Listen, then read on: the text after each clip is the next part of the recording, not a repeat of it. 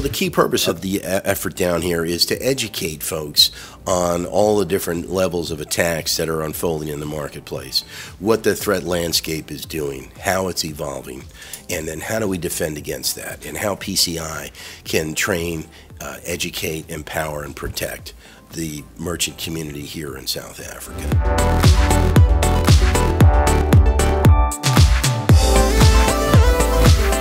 So, you know, when you think of hospitality and aviation, the challenges are really around the enormous amount of ways you can purchase a ticket, how you can interact with the institution, whether that be a hotel or an airline, kiosks that are manned, kiosks that are semi-manned, POS terminals that sit, and how that data moves in and out of the system. How do you protect that data?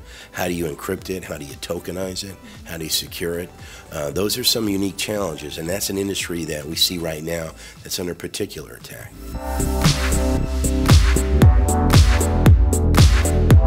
One of the things that we've seen down here in South Africa that is not unique to South Africa, we see in the States as well, is the challenge around what we call qualified installers and resellers. These are the folks that come in and install payment applications.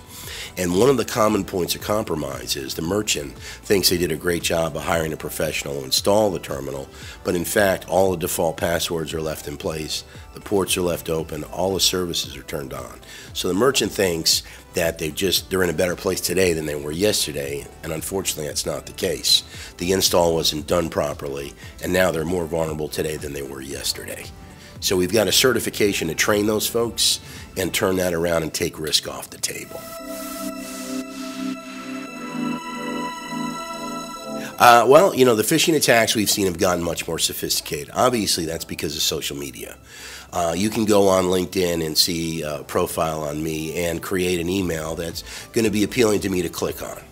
So we see an uptick in sophistication in those attacks because they have so much personal information, and they can make that very inviting for you to click on that. And once you do, then the malware is launched, or in some cases, it's ransomware, where all the data on your system is encrypted, and then you're held for ransom, and they'll be looking for a Bitcoin payment to free up your terminal. So it's a challenging. So you really have to think about, before you click on something, can I trust where this is coming from?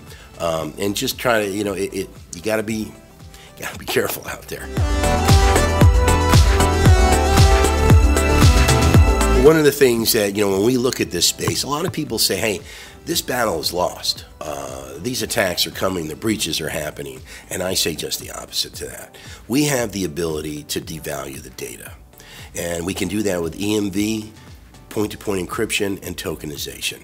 If you devalue the data, you make it useless for the bad guys. So the organized crime, state-funded actors, and the bad guys are trying to steal the information. If that information is devalued, it's useless, and they can't monetize it. That's what we've got to get to, and that's where we're driving the industry. Okay. And the other 2 points that you just mentioned, the encryption and that? So encryption is, you know, wrapping that data around so it's encrypted. So if you do, you know, you may not be able to prevent a breach, but if the data is encrypted, you can't see it, you can't open it, you can't monetize it. And that's where we've got to get.